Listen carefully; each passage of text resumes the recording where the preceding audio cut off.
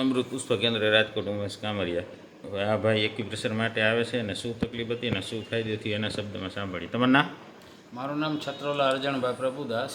હા. હું x servicemen છું. હા મને જમણા પગના ઢીંચણમાં દુખાવો ને એ રહેતું હતું. હા ઘણા ટાઈમથી હતું અને કેડમાં ઘણા વર્ષો પહેલાં એક બે વખત ટચક્યા થઈ ગયેલા એટલે દુખાવો રહેતો હતો. હા આજ મારો બીજો દિવસ છે હા અને મને રિઝલ્ટ ઘણું સારું મળ્યું છે એક્યુપ્રેશરથી. એક્યુપ્રેશરથી. પહેલો દિવસ કર્યો ને આજે બીજો દિવસ છે. દિવસ, એક જ દિવસમાં આટલું રિઝલ્ટ. ઘણું સારું રિઝલ્ટ છે. મને પોતાને કોન્ફિડન્સ આવ્યો છે. હા.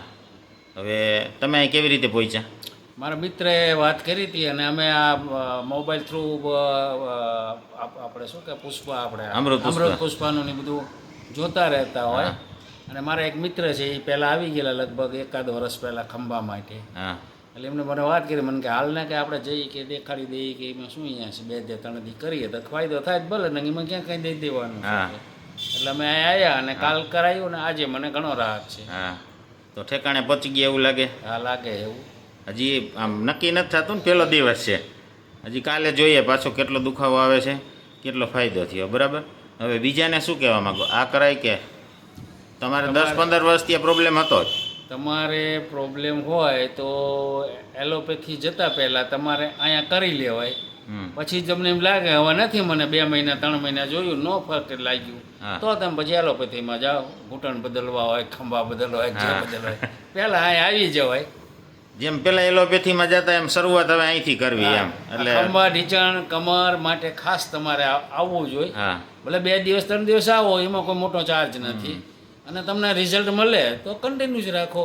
અઠવાડિયું જ્યાં સુધી તમને લાગે ત્યાં સુધી. અને અત્યારે ઊંધું થઈ ગયું. પહેલાં એલોપેથીમાં જાય, થાકી જાય, ક્યાંય ન બધા એમ કહે કે આમાં કાંઈ નહીં થાય, આ ઓપરેશન જ આવશે ને પછી આવે. અને સ્ટાર્ટ સીધું અહીંથી કર્યું હોય તો તમારે કેવું? અહીંથી જો કરો તમે સારું છે. હું તો એલોપેથીમાં ગયો જ નથી હા અને મારા મિત્ર થ્રુ જ ઓલું કર્યું અને હું પોતે થોડુંક સહન કરવાવાળો એટલે અને સીધા જ અહીંયા આવ્યા તો એલોપેથીમાં ગયા ને. એલોપેથી ગયો જ તો આ નથી. દવાઈ તમે નથી લીધી. 10-12-15 વર્ષથી આ દુખાવો સહન જ કર્યો. હા થોડો થોડો રહેતો હતો, સહન થતો હતો અને આરામ થતો હતો. અને પગમાં બળતરા હતી તે? એ તો ઘણા ટાઈમથી પગને બળતરા હતી. એ રાતે થતી હતી એટલે કામમાં નોલામાં બધું હાલ્યું જતું હતું. હા. અને આપણે કાલે એક્યુપ્રેશર કર્યું તો એમાં કેટલો ફાયદો? કાલે એક્યુપ્રેશર કર્યું એટલે કાલે મને ઘણો 50% જેવી રાહત થઈ ગઈ. હવે આજે ખબર પડશે. આજે ખબર પડશે શું થયું, કેટલો ફાયદો થયો.